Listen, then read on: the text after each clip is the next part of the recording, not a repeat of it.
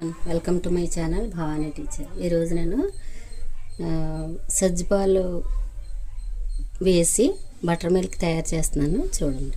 ఓకేనా? అంటే సజ్జపాలు అనేవి సబ్జాలు అని కూడా అంటారు కదా చాలామంది. చూడండి, ప్యాకెట్లో ఉన్నాయి. ఇప్పుడు నేను కొంచెం దీనిలో వేస్తున్నాను. ఎందుకు దీనిలో వేస్తున్నానో చెప్తాను.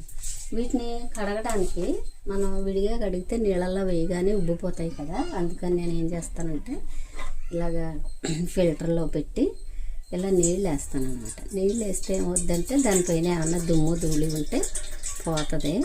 ఇది నా అంటే ఒపీనియన్ అంతే.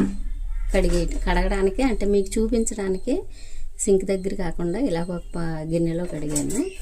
అయితే ఇప్పుడు దీన్ని ఒక గ్లాసులో వేసేస్తున్నాను. వేసేసి మనం మంచినీళ్ళు వేసుకుందాం.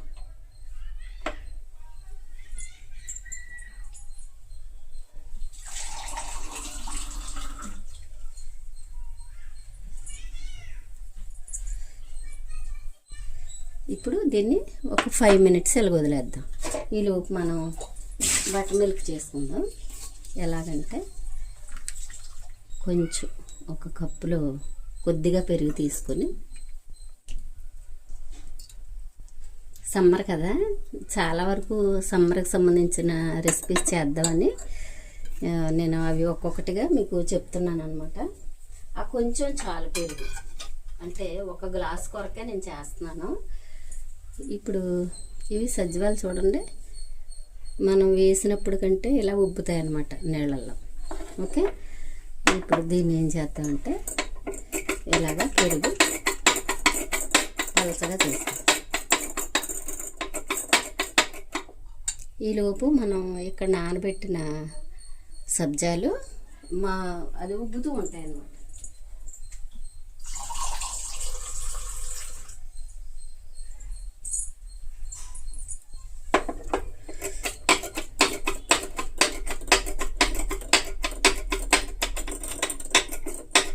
ఇది విస్కరు మజ్జిగ చిలకడానికి, లేకపోతే మనం ఆమ్లెట్స్ అది వేసుకోవడానికి, చిలుక్కోవడానికి బాగా పనిచేస్తుంది ఇది.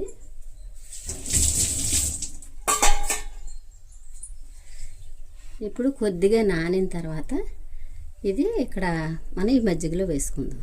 ఓకే, ఈలోపు ఇదే సబ్జాలతో ఇంకొక రెసిపీ చూపిస్తాను. ఏంటంటే మనం ఒక చిన్న డిష్ తీసుకుని దానిలో చోడుపిండి వేసుకుంటాం.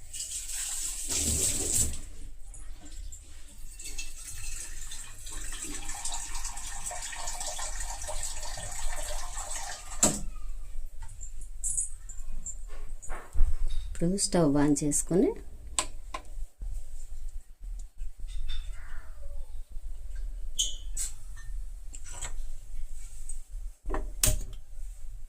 నీళ్ళు మరగపెట్టుకుందాం. ఈ సబ్జా గింజలతో 2 రకాల రెసిపీస్ చూపిద్దామని మీకు. ఓకేనా?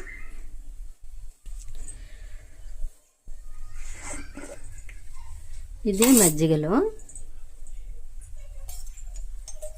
కొంచెం ఉప్పు వేస్తున్నాను. ఈ వాటర్లో కూడా కొంచెం ఉప్పు వేస్తున్నాను. అంటే చోడుపిండి మనం నీళ్ళు మరిగాక వేసుకోవాలన్నమాట. చోడు జావా అంటారు కదా.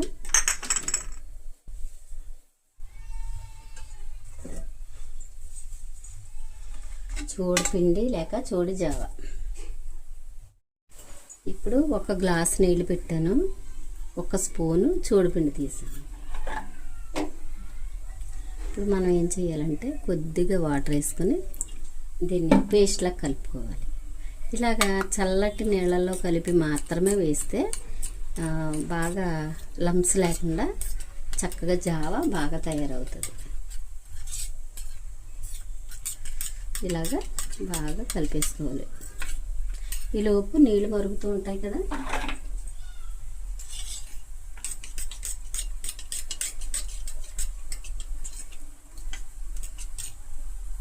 ఇప్పుడు అలాగా మరిగిన నీళ్ళల్లో మనం అంటే ఒక గ్లాస్కి 1 స్పూన్ చోడుపిండి అయితే సరిపోద్ది. అదే రాగి పిండి లేకపోతే చోడుపిండి అంటాం కదా. అప్పుడు మరీ గడ్డలుగా ఉండదు, అలాగని మరీ లూజ్గా ఉండదు. పర్ఫెక్ట్గా మనం గ్లాస్లో వేసుకుని తాగడానికి వీలుగా తయారవుతుంది. ఇలాగా పిండి వేసిన తర్వాత కలుపుతూ ఉండాలి. ఎందుకంటే ఇది మనం కలపడం మానేసామంటే అడుగున ముద్దల్లా ఉండిపోతుంది అన్నమాట. అందుకని కంపల్సరీ ఇలా కలుపుకుంటే ఒక పొంగు వచ్చే వరకు కలుపుకోవాలి. ఈ సమ్మరు చాలా అంటే చాలా చలవ చేసే పదార్థాల్లో ఈ చోడు జావ మంచి ఫస్ట్ ప్లేస్ తీసుకుంటుంది అన్నమాట. చూడండి, ఇలాగా మనకు పొంగు వచ్చేస్తుంది కదా. ఓకే, ఇలా అయిపోయిన తర్వాత దీన్ని మనం స్టవ్ ఆపేసుకుందాం. చూడండి, చక్కగా పొంగింది కదా. ఇప్పుడు స్టవ్ ఆపేస్తాను. ఒక 5 మినిట్స్ దీన్ని ఎలా వదిలేస్తే కొంచెం చల్లారిన తర్వాత మనం తాగొచ్చు. ఈలోపు ఏం చేద్దామంటే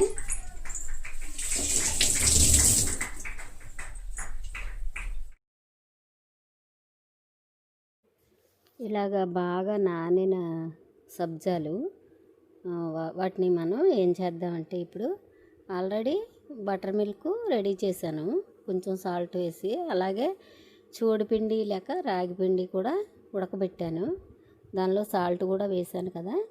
ఇప్పుడు మనం ఇలాగా బాగా నానిన సబ్జాలని, అంటే కొంతమంది సబ్జాలు అంటారు, కొంతమంది సజ్జవా గింజలు అంటారు, 2 రకాలుగానే పిలుస్తారు.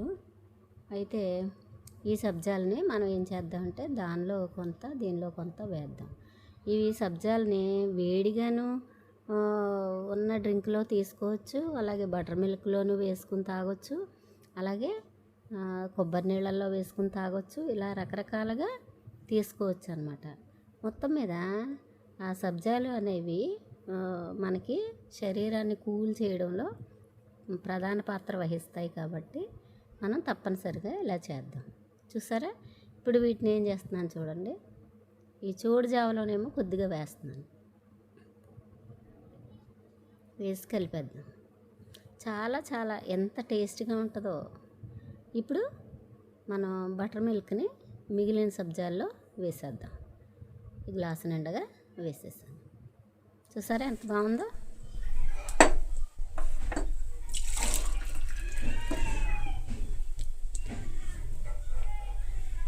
ఇది చూడండి, సబ్జా గింజలు కనిపిస్తున్నాయి కదా. అలా చాలా టేస్టీ అండ్ హెల్దీ రెసిపీ అన్నమాట ఇది. ఓకే, ఇది సబ్జా గింజలు వేసిన చోడు జావా. అలాగే ఇది సబ్జా గింజలు వేసిన మజ్జిగ బటర్ మిల్క్. చూడండి ఇలా.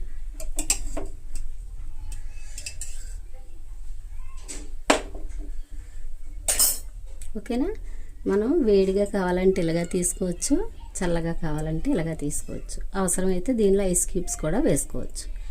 ఓకేనా, ఈ రెసిపీ నచ్చితే లైక్ చేయండి, షేర్ చేయండి, సబ్స్క్రైబ్ చేసుకోండి. Thank you for watching. అయితే ఈరోజు మీకు ఒక మొక్క చూపిస్తున్నాను చూడండి. మొలక చెట్టు చిన్నది చూసారు కదా, చిన్ని అంటే ఒక 6 ఇంచెస్ డబ్బా అనమాట అది.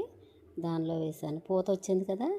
ఇదేమో పెద్ద చెట్టు. ఆల్రెడీ మొన్న విడతలో ఒక 6-7 కాయలు వచ్చాయి, మళ్ళీ 2 కాయలు ఉన్నాయి ఇప్పుడు. ఈ వంగ చూడండి ఎంత బాగా పూసిందో.